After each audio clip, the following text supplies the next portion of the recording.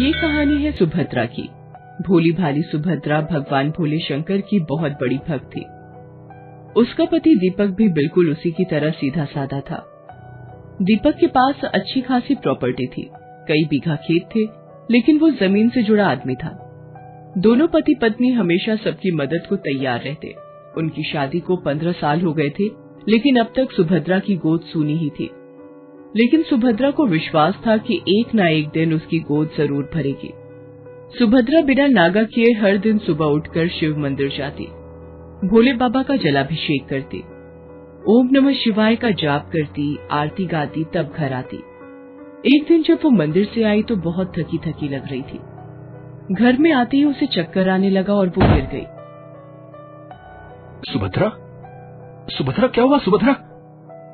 पता नहीं जी, तबीयत ठीक नहीं लग रही, चक्कर आ रहे हैं। कितनी बार कहा, इतनी सर्दी में सुबह सुबह नहाया मत करो, लेकिन तुम हो कि नहाना और मंदिर जाना एक दिन भी नहीं छोड़ सकती। अजी, सुबह सुबह जब तक मैं अपने भोले बाबा को जल नहीं चढ़ा लेती तब तक कुछ अधूरा अधूरा सा लगता है। और तुम्हें कुछ हो गया तो मेरा क्या होगा, कभी सोचा है? मेरे भोले बाबा है ना, मुझे कुछ नहीं होगा। उस दिन सुभद्रा की तबीयत शाम तक बिल्कुल ठीक नहीं लग रही थी, इसलिए दीपक सुभद्रा को डॉक्टर के पास ले गया। डॉक्टर ने वहां उसे जो बताया उसे सुनकर वो खुशी से उछल पड़ा और सुभद्रा की आंखों से खुशी के आंसू निकलने लगे। आप सच कह रहे हैं डॉक्टर साहब? सुभद्रा तुम मां बनने वाली हो। सुन रही हो सुभद्रा, तुम मां बनने वाली हो। मैं पिता बन जाऊंगा। मैं ना कहती थी, मेरे भोलेनाथ मेरी प्रार्थना का उत्तर जरूर देंगे। दोनों पति पत्नी बहुत खुश थे। 15 साल के लंबे इंतजार के बाद उनके घर में नन्हे मेहमान का आगमन होने वाला था, लेकिन उनके साथ ही रहने वाले उनके चाचा बलवंत, चाची गरिमा और उनके बेटे राकेश और बहू कामिनी के लिए ये बात उनके सिर दर्द का कारण बन गई थी, क्योंकि उनकी नजर पहले से ही दीपक की संपत्ति पर थी। जैसे ही उन्हें लगा कि उनकी संपत्ति का वारिस आ रहा है, वो सभी उस अजन्मे बच्चे को मिटाने की साजिश रचने लगे। ऊपर ऊपर से तो वो दिखाते कि वो उनके शुभचिंतक हैं, लेकिन अंदर अंदर उन्हें दीपक, सुभद्रा और उनके आने वाले बच्चे के लिए जहर भर रखा था। देख बेटा राकेश, अभी समय गरम दिमाग करने का नहीं है। अभी समय है चालाकी से काम लेने का, समझ रहा है? तो मैं क्या करूं बापू? जायदाद के हिस्सेदार के आने का इंतजार करता रहूं? पागल है क्या? करोड़ों की प्रॉपर्टी हम ऐसे नहीं जाने देंगे। वो प्रॉपर्टी हमारी है, हमारी ही रहेगी, समझे? हम बस उस आने वाले को दुनिया में आने के पहले ठिकाने लगा देंगे। उसके बाद दीपक के चाचा बलवंत ने अपने बेटे, बहू और अपनी बीवी के साथ मिलकर एक प्लान बनाया। उन्होंने जानबूझकर घर के बरामदे और सीढ़ियों पर सर्फ वाला पानी डलवाया और तैयार हो ना भगवान, नाटक शुरू करूं? बिल्कुल तैयार हूं।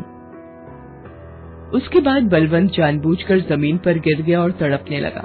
गरिमा उसे देख चिल्लाने लगी और ये सब राकेश और उसकी पत्नी कामिनी दीवार की ओट से छिपकर देखने लगे। सुभद्रा, सुभद्रा, ओ बहू, देखो ना तुम्हारे ससुर जी को क्या हो गया है, वो जमीन पर गिरकर बेहोश हो गए हैं। सुभद्रा अपने चाचा ससुर को पिता समान ही मानती थी, उनका पूरा ख्याल रखती थी। जैसे ही उसके कानों में अपनी चाची सास की आवाज आई, वो कमरे से भागी भागी आई, और यही तो वो जालिम चाहते थे। बाहर बरामदे में पड़े सर्फ के पानी में उसका पैर फिसल गया और वो फिसलकर सीढ़ियों के पास आ गया और लुढ़कती हुई सीढ़ियों से गिरने लगी। उसे इस तरह गिरता देख सभी बहुत खुश हुए। सुभद्रा नीचे गिरकर बेहोश हो गई। उसके चाचा चाची अभी खुशियां मनाने ही वाले थे कि दीपक बाहर से वहां आ गया। उसे देखकर सभी घड़ियाली आंसू बहाने लगे। हे भगवान, दीपक बेटा देखो ना जाने हमारी बहू नीचे कैसे गिर गई। मैं तो कितना ध्यान रखती हूँ, हमेशा साथ साथ ही रहती हूँ इसके।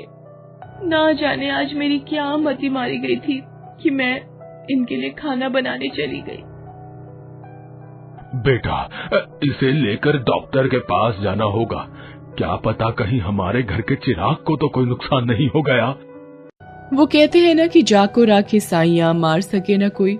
सुभद्रा उतनी ऊंचाई से नीचे गिरी, उसे चोट भी लगी लेकिन बच्चे पर कोई असर नहीं हुआ।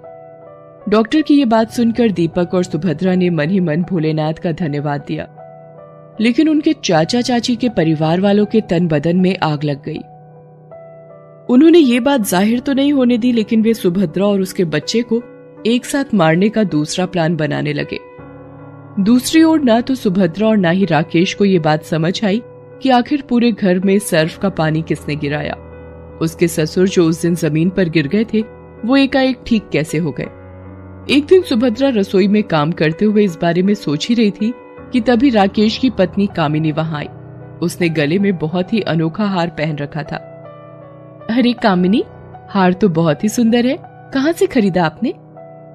वो लेकर आए हैं शहर से। कामिनी, राकेश भैया से कहकर उस दुकान का पता ले लेना ना। दीपक भी 2 दिनों के लिए किसी काम से शहर जा रहे हैं, मैं भी ऐसा ही हार मंगवाऊंगी। अरे पता क्या लेना, ये खुद चले जाएंगे उनके साथ। दीपक 2 दिन के लिए शहर जा रहा है, ये सुनकर सभी की आंखें चमक गई। उन्होंने फिर से एक खतरनाक प्लान बनाया। अगले दिन जब दीपक राकेश के साथ शहर चला गया और सुभद्रा मंदिर में पूजा करने गई थी, तब राकेश का प्लान कभी फेल नहीं होगा भगवान, बशर्ते तुम और कामिनी इस प्लान को ठीक से अंजाम दो। हाँ।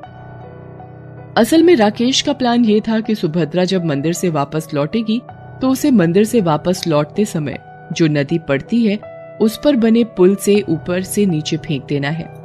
वो खुद ब खुद डूबकर मर जाएगी और इस काम को अंजाम देंगी कामिनी और उसकी माँ। वे दोनों अपने चेहरे को ढके हुए सुभद्रा से नदी वाले रास्ते में मिलेंगे और उसे वहां से धक्का दे देंगे। राकेश दीपक के साथ होगा, बलवंत खेतों पर, किसी को कोई शक ही नहीं होगा। वे दोनों उस समय चेहरे पर नकाब बांधे सुभद्रा का इंतजार करने लगे। जैसे ही वो दिखी, कामिनी उसके पास गई और उसे पीछे से पकड़ लिया। सुभद्रा के हाथों से पूजा की थाली नीचे गिर गई। कौन हो तुम? सुभद्रा ने खुद को बचाने की बहुत कोशिश की। उस नकाबपोश से खींचातानी भी हुई, लेकिन वो 2 थे इसलिए उस पर भारी पड़ गई। उन दोनों ने उसे नदी में फेंक दिया। सुभद्रा ने बहुत हाथ पैर मारे लेकिन कोई लाभ नहीं हुआ। कई घंटे वो इसी तरह बहती रही। एकाएक उसे लगा कि उसके पैर को किसी जानवर ने पकड़ रखा है और उसके पैरों को काटे जा रहा है। अचानक उस जानवर पर उसकी नजर पड़ी। वो एक बहुत बड़ा मगरमच्छ था। सुभद्रा को अपनी मौत सामने देखने लगी, फिर भी उसने अपना धैर्य नहीं खोया और भोलेनाथ को याद करने लगी। पल में ना जाने कैसा चमत्कार सा हो गया। नदी किनारे रहने वाले मछुआरों की नजर उस पर गई। वे उसे बचाने के लिए उसकी तरफ बढ़े। मछुआरों का मगरमच्छ के साथ संघर्ष हुआ और वे जीत गए, लेकिन सुभद्रा तब तक बेहोश हो गई थी। जब उसे होश आया तो वो मछुआरों की बस्ती में थी। मैं कौन हूँ? मैं कहाँ हूँ? तुम हमारी बस्ती में हो, अब डरने की कोई बात नहीं है, खतरा टल गया है। सुभद्रा की याददाश्त खो गई थी। बहरहाल उस बस्ती वालों ने उसकी खूब देखभाल की। सबको पता था कि वो गर्भवती है, इसलिए उसका ध्यान कुछ ज्यादा ही रखा जाता। सुभद्रा वैसे तो सब भूल गई थी, लेकिन अपने शिव को शायद वो नहीं भूल पाई थी। तभी तो वो इस बस्ती में भी मिट्टी का शिवलिंग बनाकर ही पूजा करने लगी। जल्दी ही सुभद्रा के प्रसव का समय नजदीक आ गया। उसने एक बहुत ही सुंदर बच्चे को जन्म दिया। उस बस्ती में सभी खुश थे, लेकिन सभी ये सोचकर परेशान रहते कि आखिर इसका घर कहाँ है, ये कहाँ की रहने वाली है। एक दिन की बात है, सुभद्रा अपने बच्चे को गोद में लिए लोरी गाकर सुला रही थी। आजा री निंदिया, निंदिया रानी आजा, बेटे को सुलाने निंदिया रानी आजा। आजा री निंदिया, निंदिया रानी आजा, बेटे को सुलाने निंदिया रानी आजा, आजा रे आजा।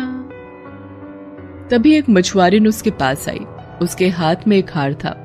वो उसे सुभद्रा को देते हुए बोली, क्या तुम इसे पहचानती हो? तुम जब यहाँ पर आई थी तो तुमने इस हार को अपने हाथ में जोर से दबोच रखा था।